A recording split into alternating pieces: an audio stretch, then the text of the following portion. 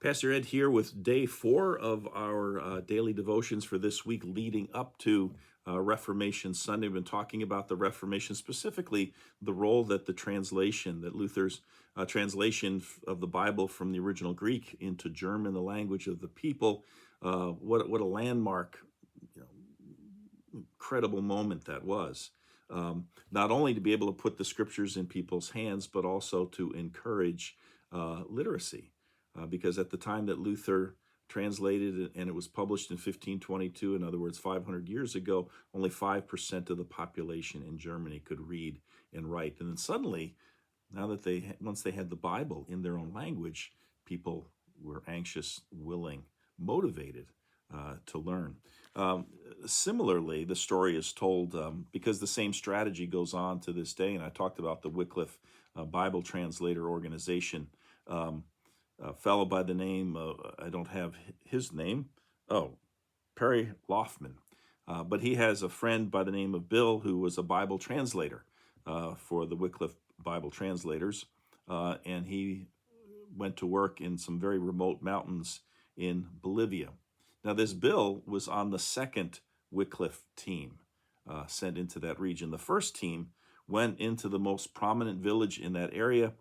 They first learned that local Bolivian language, and then they developed an alphabet and a written language for them. This took approximately 25 years. And through the work of this first translation team, a very small Christian church came into being. The people of this church, though, struggled and really had a hard time, actually weren't treated all that well by the other people in their village. Well, then Bill came in with the second Wycliffe team, which consisted of him and his wife Evangeline and their 3 toddler children. And he and his wife would then take this newly developed written language and then translate the Bible into that local language. And it took them another 25 years. And as Bill and Evangeline translated the scriptures, they taught the members of the local church to read and write in their own native language. Again, the same thing that happened in Luther's day. And after many years, again, as I say, they finally produced a full New Testament in the local language, sent it off to the printer. So this is the culmination, you have to keep in mind here, of basically about 50 years of work. And at this point, there were only a handful of Christian believers.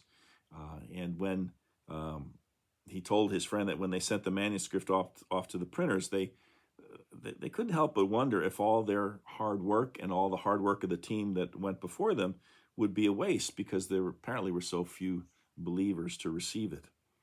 You see, now many of the people of the area knew Spanish, but that was their second language. Some could even read a little Spanish, but for these local Bolivian people, Spanish was not their main language. It was only one of 39 different languages in Bolivia. Well, finally, the day arrived when the newly printed Bibles came to the village. To their great surprise, Bill and his wife, hundreds of cheering people showed up. Everyone wanted a book written in their own native tongue, whether they could read it or not. The Bible was the only book on the entire planet that was written in their language and became a prized possession to everyone who's able to get their hands on one. And so their literacy classes filled to overflowing, and what happened? At the same time, the church exploded as well. New churches appeared almost overnight in the closest villages. People were becoming Christians left and right. And so to Bill's delight, a second printing actually had to be ordered pretty soon. And people who had learned to read were now spontaneously heading out to share the gospel in even the more remote villages in the area. And again, the same kind of thing that happened in Luther's day. The big thing that happened, though, and of course this Bill and Evangeline, his wife, were able to take advantage of it. The big thing that happened in Luther's day, or just prior to Luther, was the invention of the printing press by Gutenberg. And that enabled, because the Bible had to be painstakingly copied from one copy to another and to the next. You can imagine copying hundreds and hundreds of pages by hand, how long that would take. A lot of people have likened the age that we live in with the internet, where we have all this information at our fingertips, as being sort of the same kind of a thing that the people of Luther's day faced with the printing press. And Luther became probably the best-selling author in Europe at that time.